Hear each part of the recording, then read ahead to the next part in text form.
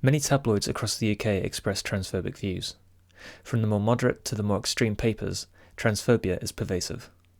They've been consistent in bolstering and perpetuating the culture wars against trans and queer people for decades. There are many articles that I want to cover in this series, as I feel they offer a good insight into how UK transphobia, and transphobia at large, operates. A recent 2019 study has shown that trans people have been spoken about in the media in an increasingly negative fashion since 2012. While the tropes, lies and slander about the transgender community have been pervasive in the public eye for decades, it continues to grow and worsen. This study, conducted by Lancaster University for the transgender rights charity Mermaids, shows that trans people have been and are written about in increasingly negative ways, stereotyping them as aggressive and even dangerous. I've left a link to Mermaid's video about the hateful headlines that are so pervasive in our media. I wholeheartedly recommend you give it a watch. It does an excellent job of illustrating the scale and force behind the hate that trans children experience. This episode will show evidence-based research, lived experiences, and case studies on how this negative rhetoric and apathy denigrates, harms, and tragically, in the worst of cases, takes trans lives. Before we start, I want to put out a content warning. This video covers themes of transphobia and general queerphobia, frequent misgendering, discussions of mental health in relation to suicide and self-harm, and gender dysphoria. Resources for anyone affected by these issues are below in the description. As hostile as this world can be towards queer people, there's help and a warm community waiting to support you. Due to the frequent misgendering throughout today's article, where the gender of the person in question is unclear, I will be using they/them pronouns. Today's article is titled, Agony of Parents with Children in the Gender Cult. Straight off the bat, we can see that the title of this article is very emotionally charged. It's also important to bring to light how this doesn't centre itself on the experiences of trans people, rather opting to talk about them rather than with them. This is an important and recurring theme throughout the article, which we'll discuss as we go along. When Anne's 13-year-old daughter announced she was a boy, she wanted to explore the reasons behind her sudden change in identity and to get help from a psychiatrist. But before she had even begun, she was too late. Her daughter's school had socially transitioned her. They changed her name and her pronouns without discussing it with her mother. The teachers at the West Midlands private school saw no harm in instantly affirming a belief that the mother believed was harming the teenager, and when questioned told her that they would accept any identity the student chose. The article opens with a parent named Anne, whose 13-year-old transgender son tells her he's trans and wants to see a psychiatrist. These steps are sensible and a good way for him to explore his gender identity in a hopefully safe, non-judgmental environment that will help him make the right choices for transition. However, as we will later discuss in this episode, the healthcare experiences of transgender people can be very, very poor. The article points out that his mom was too late, that the school had already socially transitioned him. For the uninitiated, social transition is when a transgender person makes social changes to affirm their gender identity. This may mean changing their name, pronouns, and gender expression, the way they dress, talk, and/or behave. The tone in this paragraph suggests that social transitioning is too fast and drastic a move, and that he should have needed permission from his mother, leading with the fact that his mom believed it was harmful. The teachers at the school rightfully believed, within guidance too, that affirming his identity was the correct thing to do. Multiple studies over the years have shown the importance of validating the gender identity of transgender people. It's associated with lower levels of depression, anxiety, suicide, and self-harm. The evidence out there directly contradicts the parents' concern about causing harm to the child and supports the gender-affirming stance that the school took. The article builds this narrative that being transgender is a result of trauma or indoctrination, that the parents should have a say in whether or not the children get to explore this. It's vital for the child to have autonomy and safety in exploring their identity. This means that the child must be in full control of how they come out and when they do it, while also having all the support they need in place, whatever the outcome. The unfortunate reality is that some parents can be unsupportive, and outing a child to their parents could put a child in a position where they could be open to abuse and even homelessness. For example, in the report Lesbian, Gay, Bisexual and Transgender Youth and Family Acceptance, negative parental reactions to coming out were associated with a high level of prevalence of childhood sexual abuse, physical abuse, and psychological abuse by caregivers. The unfortunate reality is that transgender children are often subject to higher levels of bullying and familial abuse, which is linked to poor mental health outcomes and even suicide. The British Medical Journal posted an article in 2019 listing the safeguarding risks that LGBT youth experience as, to list a few, lack of safety at home relating to their sexuality or gender identity, homelessness or risk of homelessness relating to coming out, and severe bullying/harassment/death threats at school by strangers or online. Now, of course, it's indisputable. I'm sure parents can and must play a vital role in supporting their children through identity changes and provide sanctuary and safety in a hostile world. The same report has shown that mothers who responded positively to their adolescent sexual orientation were less likely to use substances compared with those who had not disclosed their orientation to their parents or whose mothers and fathers did not react positively. Furthermore, acceptance from an LGBT youth's family is associated with higher levels of self-esteem, support, lower levels of depression, and better health. For transgender youth specifically, parental support is protective against depression and associated with better quality of life. The evidence speaks for itself. The child felt the need to take the time to explore it outside of home to begin with in order to understand how to explain it to their parent. There is no harm in changing names or pronouns in a school environment to see what fits. In fact, it only helps the child increase their degree of certainty about their identity. If they can't explore it, then how can they be informed and sure of what steps to take? Anne's daughter has Asperger's, and she believes she is responding to traumas in her life, including the damage that has been done to her mental health by the pandemic lockdowns. My daughter needs help. She doesn't need to change her identity every day. I would do anything to protect her, but I have been treated like I'm her enemy, said Anne. I feel like my child is dead, but I don't have a grave to go and cry over. The concern that Anne has seems to be related to her son's autism. She believes that his transgender identity is related to traumas and the mental health toll the pandemic lockdowns had. This follows the trope of childhood traumas causing gender dysphoria, which isn't mutually exclusive with transgender identity. There is no reputable and high-quality literature that shows clear and causative links between childhood trauma and gender dysphoria. The idea of a causative link remains highly disputed. Studies have, however, associated trauma with gender dysphoria. This means that those with gender dysphoria and/or gender variances are often met with hostile reactions from their peers and families, causing an array of health issues as outlined above. People discover that they are trans under a number of different circumstances and times in their lives. For some, it's more obvious growing up as a child, for others in their teenage years, and for some, it's in adulthood. Furthermore, the mother makes the erroneous assumption that her son needs to change their identity every day, despite the article illustrating that from ages 13 through 15, his identity as a man was consistent and constant, and in congruence with evidence that transgender youths' identities are generally stable. She finishes the sentence noting the hostile reaction she has received for her behaviour in relation to her child.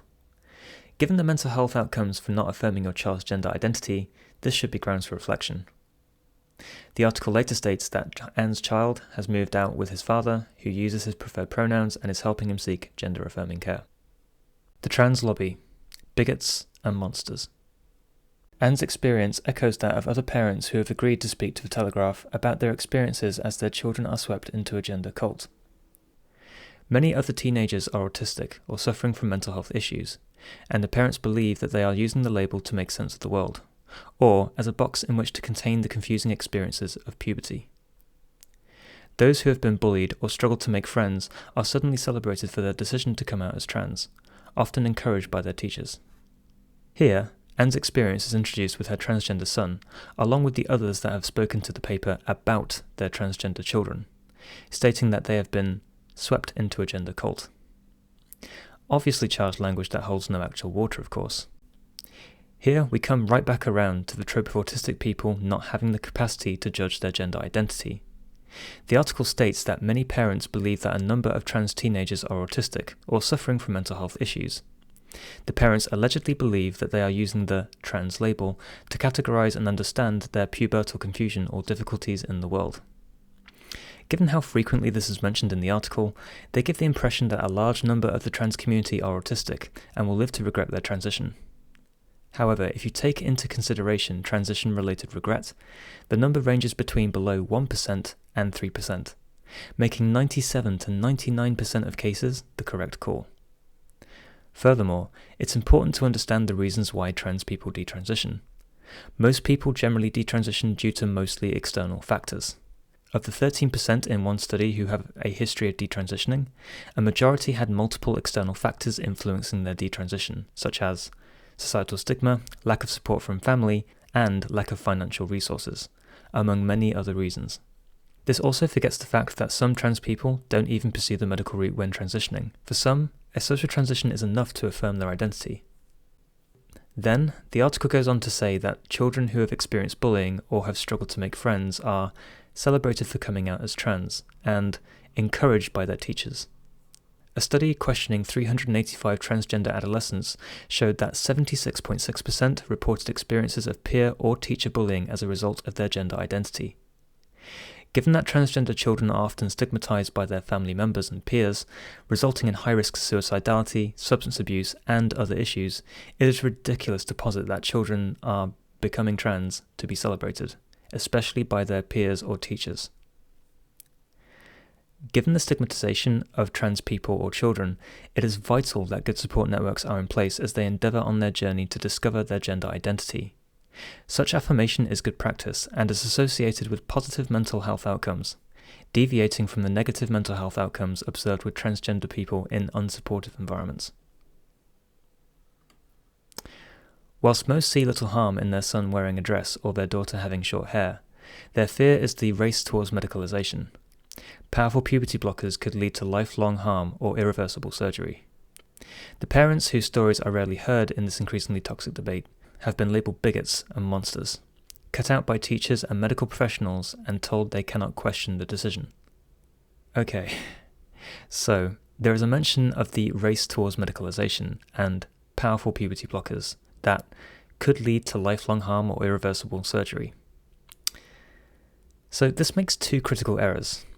The one is that the race towards medicalization is quite possibly the slowest race known to man, with current referrals to the NHS Gender Identity Services Clinic waiting up to 4 years to be seen from their first referral. This is even before the many follow-up appointments required for hormone therapy or blockers, let alone surgery. They don't specify what the lifelong harm is. Every medication has its side effects. Some can potentially be permanent in rare cases. Puberty blockers are no exception to this rule. However, it's an evidence-based treatment that has been used for years with precocious puberty and has been proven to be safe in both use cases. Furthermore, despite being a low-risk and evidence-based measure for some adolescent trans patients, it is also worth weighing up the risks of not using them when the case calls for it. A 2020 study in the journal American Academy of Pediatrics surveyed over 20,000 transgender adults, some with a history of adolescent pubertal suppression, to compare long-term mental health outcomes. 2.5% received puberty blockers, and when this group was compared with the 16% of transgender adults who wanted puberty blockers but did not receive them, they had lower odds of lifetime suicidal ideation. This is in alignment with the previous literature on puberty blockers for transgender patients, further solidifying its use as an evidence-based and effective tool for positive outcomes in some transgender patients. Some of the 5 families who have agreed to discuss their experiences on the condition of anonymity, all names have been changed, have been cut out of their children's lives completely. Others are rebuilding relationships, and one 13-year-old has desisted from believing he is trans. These paragraphs are a clear attempt at bringing attention away from the lived experiences of transgender youth, and focusing them on parents who refuse to accept their children. This helps build the idea outlined in the article and the title of a trans cult, attempting to build the most destructive picture of being transgender as possible, in pure contravention to the evidence that we've outlined so far. There's also a tone that suggests that family members feel in danger for their views, and that they are the marginalized ones. Again, distracting from the turmoil and abuse that trans people go through on a daily basis at the hands of the very people who refuse to accept them. Woke nonsense, treated like criminals. Many believe that teachers and schools who have fallen victim to institutional capture are behind the new trans identity, and question whether their encouragement could land them in legal hot water if children later detransition. Hundreds of schools are paying controversial LGBT charity Stonewall to be a part of the School and College Champion program. The membership includes training from the trans rights lobby charity, which has been accused of misrepresenting equality laws. Other campaign groups receiving taxpayers' money have told teachers to drop gendered toilets and language, and not to tell parents if they change their child's identity. As seen with the aforementioned in the article so far, there's a lot wrong in these paragraphs, with talk of institutional capture behind a new transgender identity. This is a weird claim to make, given that trans people have existed across all different cultures and times. It's just that, more recently, our language has evolved to more inclusively and accurately define the trans experience. Some early reports of gender-diverse people date back as far as the 1500s in just Europe alone. The phrase institutional capture buys into the bias of this article, that trans people are invading the public discourse and shutting down cisgender people's rights and brainwashing children. This is a part of the groomer narrative going on in America. This is bolstered by the mention of the involvement of the controversial and trans lobby Stonewall LGBT charity in schools. Stonewall supports schools with teaching LGBT topics via their School and College Champion program. This is in spite of the fact that it is not a trans lobby charity. In fact, Stonewall only officially began advocating for trans rights in 2015. They now advocate for lesbian, gay, bisexual, transgender and queer rights across the board, and have done for decades. They also make the unsubstantiated accusation that Stonewall misrepresents equality laws, despite the fact that Stonewall has recently had their interpretations of the equality laws reaffirmed in the High Court. Sarah believes that her 13-year-old son's decision in 2016 that he was a girl was sparked by a gender identity lesson which suggested that if he didn't fit the male stereotype, he might be a girl. His belief was definitely prompted by the school. After the lesson, he went online and he got onto Reddit and other sites and he found a community of other children who all felt they didn't fit in. Here, we move on to the situation with Sarah's trans daughter, while also misgendering. We can observe again that there is no lived experience from a trans person being talked about here. The parent implies the assumption that her daughter decided to be trans as a result of a school lesson. It's highly unlikely that she was taught that just because she didn't fit the male stereotype that she was trans. Being trans is a mismatch between your assigned gender at birth and your gender identity. This is different from gender presentation, expression, and stereotypes. Funnily enough, if the school was taught by Stonewall on how to teach LGBT matters, then this goes into direct contravention to their guidance.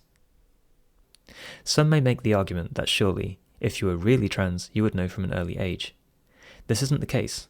In one survey, 41% of transgender people reported not knowing their transgender identity before the age of 10, while 80% figured it out by the age of 14.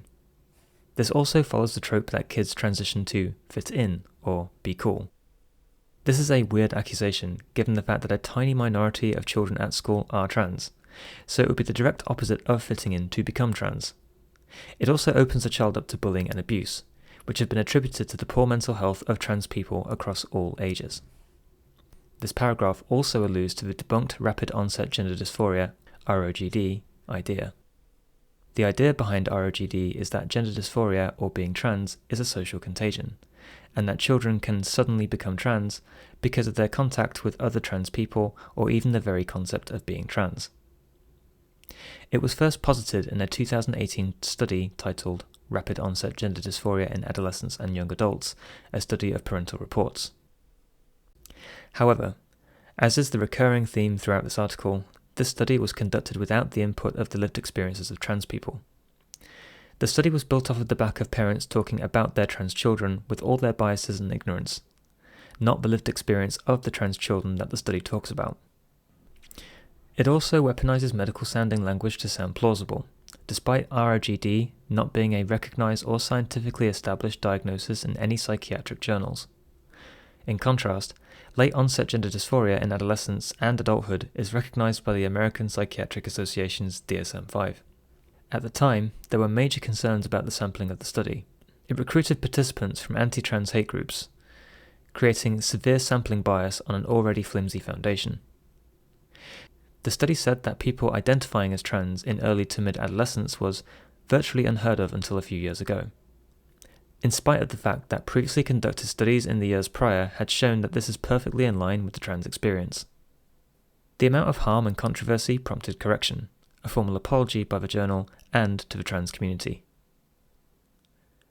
Unfortunately, in spite of this study is frequently used to denigrate gender-affirming care, advocate against trans rights, and also pollutes people's understanding of the trans experience. This is a huge topic, and I'm hoping to do a video on this study soon so that this can be further discussed. I definitely recommend checking out Florence Ashley's A Critical Commentary on Rapid Onset Gender Dysphoria in the Sociological Review Monographs 2020. It does an excellent job at dispelling the malicious lies that the study purports. Though Sarah's son decided that he did not want to change the way he dressed or his pronouns, and did not want to see a GP to talk about medical treatment, he told the school that he was trans and they did not tell his parents. He goes by she/her online, but not in real life. This whole thing is played out online, she said. Schools are telling children lies about the fact that you can change your biological sex. If he hadn't been indoctrinated into the ideology in a lesson at age 13, then he wouldn't have gone searching on the internet for it. This one confuses me a lot. I don't understand why Sarah is so upset about her child exploring their gender identity this way. They said themselves, they don't want to seek medical treatment, change pronouns, or the way they dress. They just want to experiment online with their gender presentation. What's the harm in that? It helps them figure out how they want to be. Isn't that better than being stuck in a state of not knowing and all the mental health implications that come along with that? Then we have the schools telling lies about changing biological sex part. This is in direct contravention to what Stonewall's inclusion program teaches schools about gender. The LGBT community regularly advocates that sex is separate from gender, and Stonewall themselves, in line with EHRC guidance, contrasting the accusation that they misrepresent it, of course, says, "Our support, guidance and resources for schools are based on EHRC technical guidance, section 5.112, for schools in England and Scotland. These both give the definition of gender reassignment as a personal process rather than a medical process that involves a person moving away from his or her birth sex to his or her preferred gender and thus expressing the gender in a way that differs from or is inconsistent with the physical sex with which he or she was born."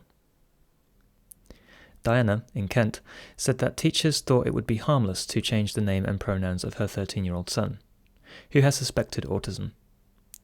Schools should view a request to socially transition with great caution, she said.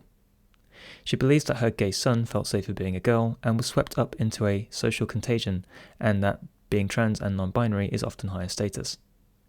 Within a year he had changed his mind, but now he is stuck with a girl's name that he can't change without losing face or being bullied.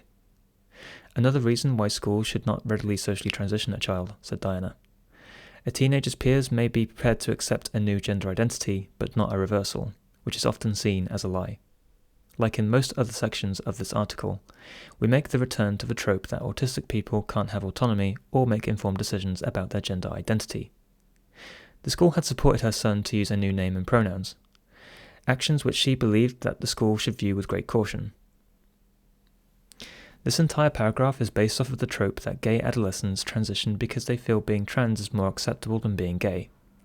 This is further bolstered by several other incorrect tropes such as the debunked social contagion theory and the trope that being trans earns students a higher social status in their social circles. This is in spite of the fact that studies show that the sexuality of trans people varies greatly, with 25% being bisexual, 23% being straight, and 23% being monosexual. Another point to make here as well is that being LGBT is a stigmatized identity anyway, so becoming trans to avoid the stigma of being gay doesn't work. In one study conducted in 2016, 92% of LGBT youth experienced verbal abuse from their peers. Such bullying can often lead to suicide. Again, given the fact that there is no involvement of the voice of her son, there is no way of knowing what happened or went down. He tried a social transition, and given what's reported here, it sounds like it didn't work out, or it wasn't the right course of action for him. No harm done. Now the school should be able to provide the proper protections and support, along with his family of course, to navigate the next steps with regards to his identity. Advocating against supporting social transition because kids might bully them if they get it wrong is a ridiculous argument and just lets bullies dictate what is and isn't acceptable socially. Furthermore, this further negates the autonomy of students with gender diversity. She noted that the Cass Review, commissioned by NHS England, has found that there is a disproportionate number of children on the spectrum, in care, same-sex attracted, or with trauma in their background who identify as trans. The ongoing independent review, led by Dr. Hilary Cass, former president of the Royal College of Paediatrics and Child Health, was commissioned amid concerns about the way the NHS gender identity services were treating young people.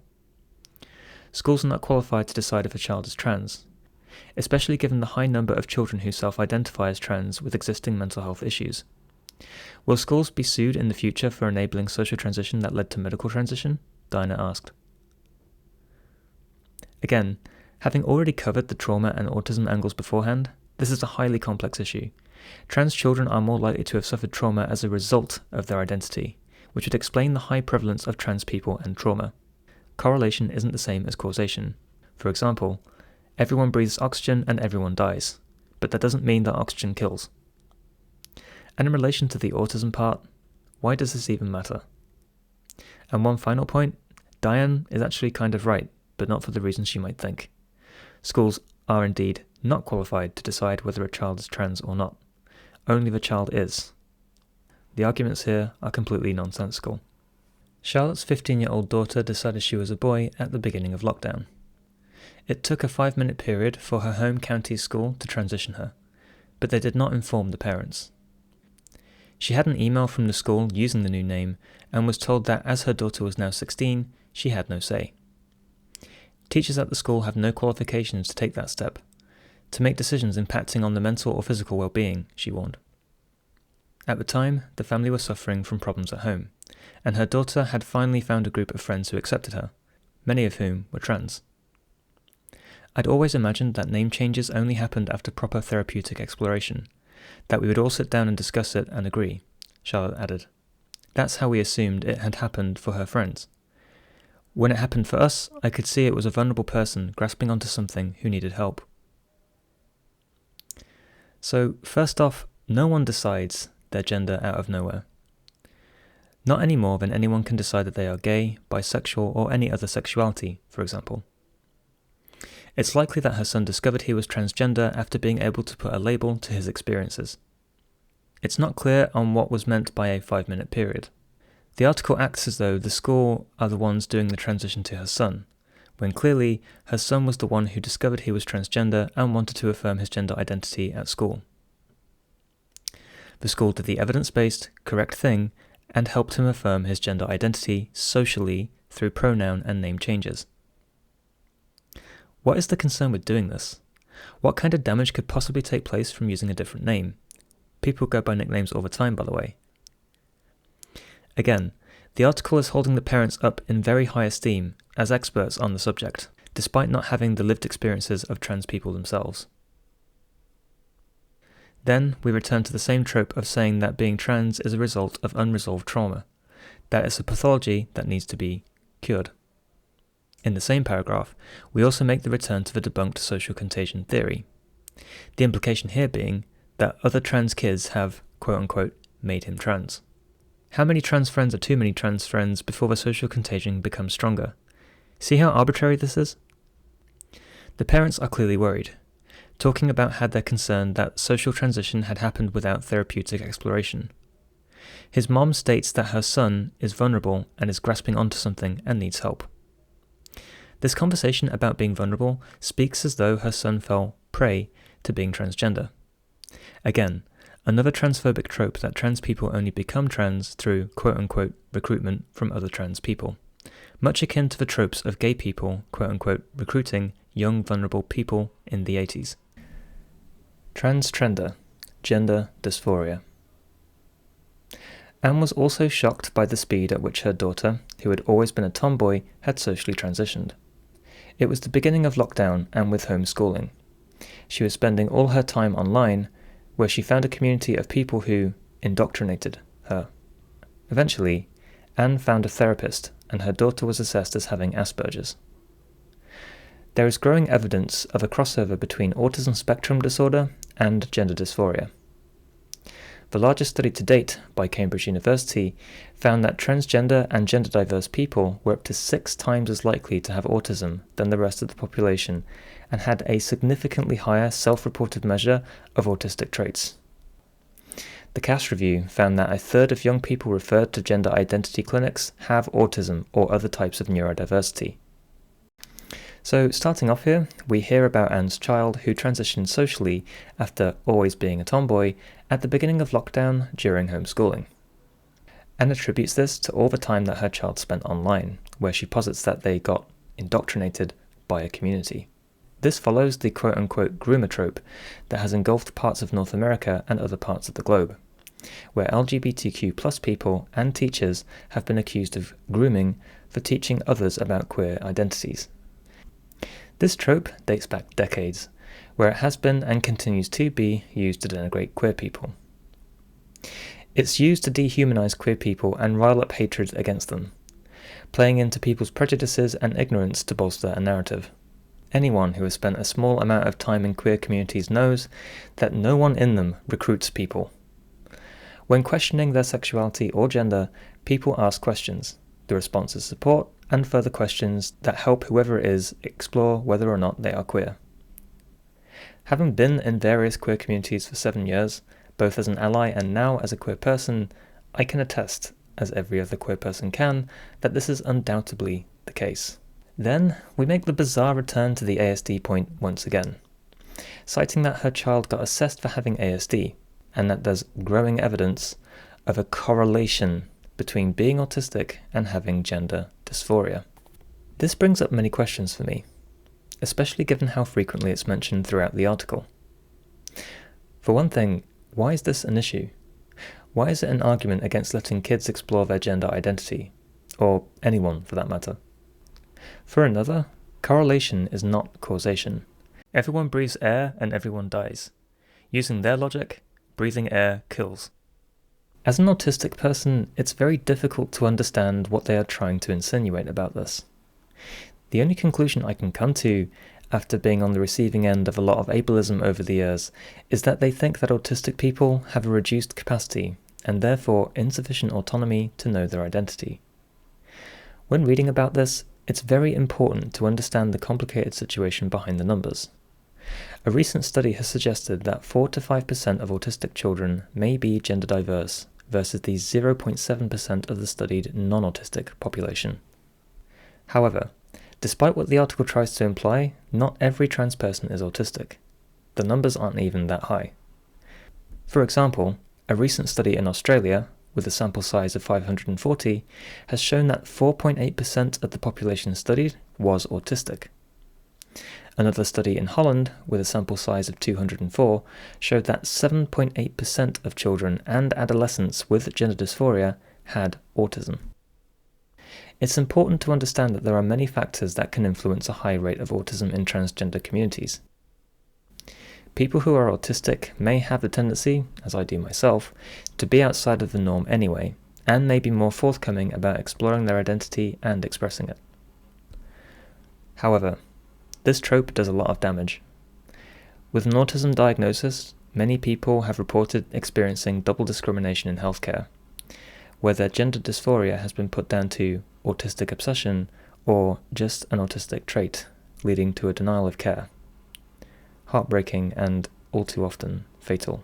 Speaking from personal experience, I've definitely experienced an impact on my healthcare as a result of being autistic. Medical professionals have in the past refused to take my symptoms seriously for non-gender related issues. For Bonnie, whose daughter came out as trans during her first year of university, she can understand why the little girl who never fitted in would want to be a part of a community which accepted her without question, celebrated her revelation, her epiphany. Moving on to Bonnie now. Her adult child came out during university, continuing the trope of they didn't fit in so became trans to fit in. She posits that her child became trans to be accepted and celebrated. As we've already covered, this is a completely false line of reasoning, especially when taking into account the kinds of abuse and violence that trans people, and queer people in general, face and are at risk of on a daily basis. This just isn't something someone would do to fit in more. Lockdown accelerated the feeling for many. The number of children seeking treatment at the NHS's Gender Identity Service at the Tavistock rose by more than a fifth during the lockdowns to 5,500. A decade earlier, in 2010 and 2011, just 138 children were referred for treatment. Studies have found higher rates of mental health conditions and mental distress in transgender people. I wonder why. The numbers will fluctuate year on year, with some years increasing, some years flatlining, as reported by GIDS. It is to be expected that lockdown and the pandemic might increase the number of referrals to GIDS. This can be down to a number of factors. Being away from a school environment, if we're being very optimistic, If a child has a supportive family, perhaps it feels a little less intimidating to explore their gender identity, triggering more referrals to GIDS. It might also be down to more children seeking mental health support, given the poorer levels of mental health over the pandemic, and finding that they are trans in the process and requesting referral to GIDS. Furthermore, the mental health toll that lockdowns and the pandemic has and continues to have on trans people may have exacerbated their gender dysphoria, leading to earlier pursuit of GIDS. The woke mob. Accused of child abuse. Charlotte's daughter took an overdose and ended up in A&E. Desperate with worry, she noticed that the second question her daughter was asked by the nurse was, "Do you have any other names?" Then, the next question that followed was, "What are your pronouns?" The hospital changed her gender on forms, and Charlotte realized that I was in actual danger of being accused of child abuse because I'm not affirming my child. When David arrived, it took him nearly an hour to find them, because the names and gender had been changed after admission. Her daughter was referred to NHS mental health teams, but they wouldn't speak to me unless I was using the new name. I just needed advice on how to put the knives away, Charlotte said. So, moving on to Charlotte's child now, this section opens talking about healthcare workers providing care in a fashion that affirms the patient's gender. The nurse was practicing good healthcare by asking for their actual name and pronouns, which, at the time of severe distress for the patient, would have been a very comforting interaction. Using a patient's actual pronouns and name is evidence-based and good practice, as outlined in a number of studies and clinical practice guidelines. The consequences of a healthcare system that doesn't recognize or affirm gender identity completely and consistently creates an environment where transgender people feel isolated and bereft of healthcare. A 2015 thesis by Lisa Schaefer at the University of Vermont covered the lived experiences of trans people accessing healthcare. In the report, she outlines how important a transgender patient's confidence in their clinician is. Her findings from the lived experience of the participants were that positive experiences were associated with the following traits from healthcare providers: knowledge of trans issues, conveying sensitivity, appropriate language use, knowledge of insurance coverage, preferred pronoun and name usage, and patient-preferred names for anatomy. One participant emphatically quoted in the report, "I already felt comfortable discussing this with her," the provider, "and I knew it was going to be okay because of her background. So that was a very good experience. The edge was off because I knew that there would be some commonality there, and she had an interest, and I anticipated some compassion there." She said, "This is amazing that you figured this out, and I'm excited to be a part of this adventure with you." So that was pretty amazing, and it ended with a hug. It was that sort of energy. However, as is unfortunately all too common in healthcare settings, the participants also spoke of their bad experiences. All participants spoke of an expectation from healthcare providers of a timeline for their transition. They, the provider, is not really coming at it from a perspective like, "This may be a natural process for you to explore and discover this," and more like, "How long have you been living as a man?" and "When do you anticipate having surgery?" And like these sorts of rigid questions that might work for someone who hasn't experienced it, but when you're sort of in the middle of it, having definitions around anything can be intimidating. Study participants also discussed their lack of autonomy in their identity in primary and specialty settings. There is no preferred name system for the doctor's office, so whenever I go, none of it's taken care of. I could change my name legally, but I don't want to until all my financial aid for school is done. So going to the doctor and showing up with my legal name and sex, and then showing up, like, I have to shave so they don't see my beard. Like, what clothes am I going to wear? I've had people not believe who I say I am. Being called the wrong name in the waiting room full of people thinking, who is this guy standing up with that name? Weird. So something as simple as, even if you're not going to put the right name on your system, just make a note in the chart and please call it in the waiting room. One participant spoke of a lack of sensitivity and involvement in the questioning and physical exams from their surgeons. They've, the surgeons, asked some fairly triggering questions, and when they do their physical exam, where they are touching you in places you dislike or where you don't want much attention, which they need to do, understandable, they need to assess the kind of surgery they need to do, and then after that, you've made it through all of that, then you take your clothes off. So it's kind of like I left and felt awful for probably a week or two, and I had to work through it in my mind. I have to imagine that there could probably be a way where a person could leave those appointments and not feel really awful. Tragically, this only gets worse when people experience double discrimination. A Journal of General Internal Medicine study called Healthcare Experiences of Transgender People of Color covered the experiences of trans people of color in healthcare settings. The study found that all of the participants had negative healthcare experiences in relation to their race and/or gender identity, with a majority of the individual interview participants saying that they would receive better treatment if they were white. The interview participants also experienced a common factor in their negative healthcare interactions. These negative experiences included presumptions about drug use, sexual activity, and HIV status, with a black transgender woman commenting, "My provider would make assumptions about me just because of my race and being transgender, like, 'Oh, so you're a sex worker? Are you this? Are you that?' Another Latinx transgender man spoke of his experiences of racial stereotypes. I think there's a lot of assumptions made about people of color, and then again, just like trans people of color, that they're somehow less educated, less resourceful, less resourced, less supported than their white counterparts. One participant spoke of what a good healthcare experience looked like when both their race and gender identity were considered holistically. She, the healthcare provider, knew that top surgery was going to be different for white people versus people of color. She actually went and had examples and photos to show me about how scars might look different, or how healing might look different, which never in a healthcare experience have I even had a doctor, a white doctor specifically, who was aware of how that might be different for me and actually gave me advice about that.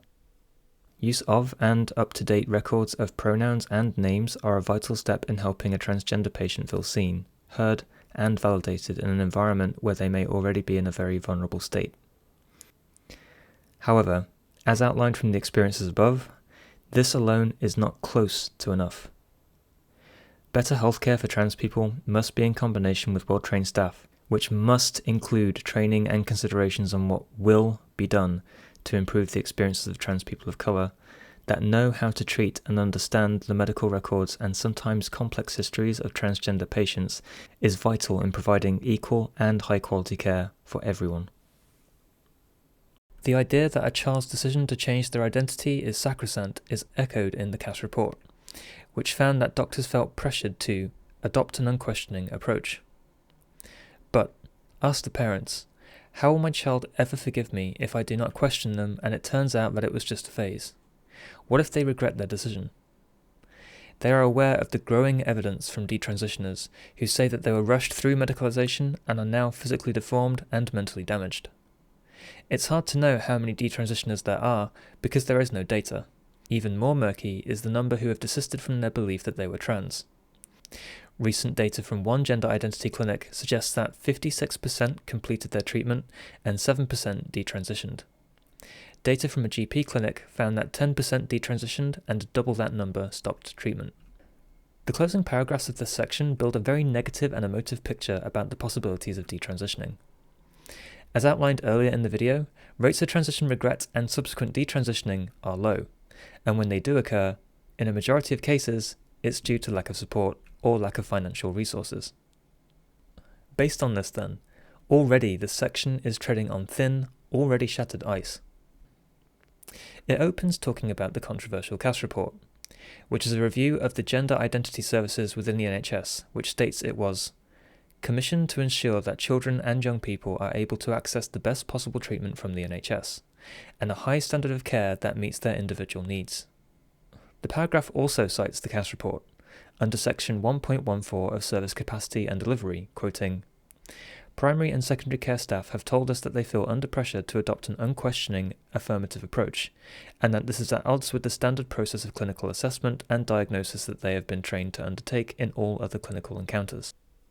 Given my anecdotal experiences with trans friends over the last couple of years, this seems completely at odds with the lived experiences of gender identity services. A lot of my transgender friends have experienced a lot of medical gatekeeping, and an approach where they have felt little empathy or tact. This article is seeking to build the impression that hormones and surgeries are being handed out to trans people like sweeties.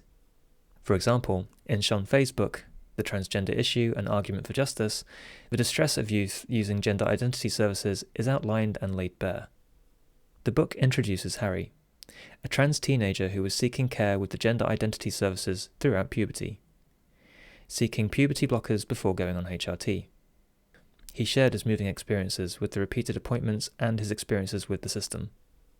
It's really personal, and I don't know these people. It brought it all up, and now all my problems are at the front of my head, and you're not even giving me any support with it. It's still going to be years until I start treatment, and now I'm hyper aware of everything. He goes on to tell Sean that he would cry a lot in appointments, often shutting down from the distress during questioning from the clinic staff. Sean notes that his frustration was not down to the clinical approach from the staff, but also the nature of the medical protocols themselves. He speaks of his frustration that, having reached 16, with many years of living as a boy, after many irreversible pubertal changes had already occurred, they insisted on using puberty blockers, which, when contested, they would respond, "You might benefit from a year with no hormones in your body." He felt that the protocols that the staff had lagged far behind his journey and experiences of his gender identity, feeling that the system, or the individuals participating in it, had little will to catch up. There is so much more to say on this, but that is beyond the scope of today's episode. I can wholeheartedly recommend anyone pick up the transgender issue. I will leave a link in the description. It's an excellent and enlightening book for both queer and non-queer people. The narratives peddled by the articles such as the one covered today are all too common in British print media, and media across the globe. What's hopefully clear from today's analysis is the corrosive, pervasive, and sometimes even fatal damage that is done to transgender and queer people every day. Each sentence in every paragraph of this article, like most articles seen in British print media, is littered with lies, debunked and harmful theories, and even outright conspiracy. A simple Google search and a bit of reading of the evidence of the trans experience shows that articles such as this are written not from a place of concern for trans people, but of hate and bigotry. The lived experiences of queer people are often left out of the conversation, misrepresented and denigrated by those with power and no lived experience. Exclusion of transgender experiences from these conversations serves to maintain ignorance and spread harmful lies about the queer community. In a concerning trend, in both the US and the UK, LGBTQ+ rights are sliding backwards at an alarming rate. In the States, children are being denied gender-affirming care, and their parents are being criminalised for seeking it. Meanwhile, in the UK, we risk a return to the days of Section 28, isolating our future queer people from education about who they really are. This isn't even beginning to scratch the surface of the degradation of our rights worldwide. The queer community is about to experience a very difficult few years in the wake of all this. Now more than ever, it is vital that queers and allies alike come together and fight the misinformation and hatred that is targeted against us. It is imperative that we don't forget the more marginalised parts of our community too. This fight must include, uplift and promote the voices of queer people of colour and other marginalised groups within our community. Support queer people best you can. Correct misinformation when you see it, and most importantly, listen to us. Remember, knowledge is power. I've also included a list of further reading for some excellent books on learning more about queer experiences. And finally, thank you for listening. And until next time, stay safe and keep fighting.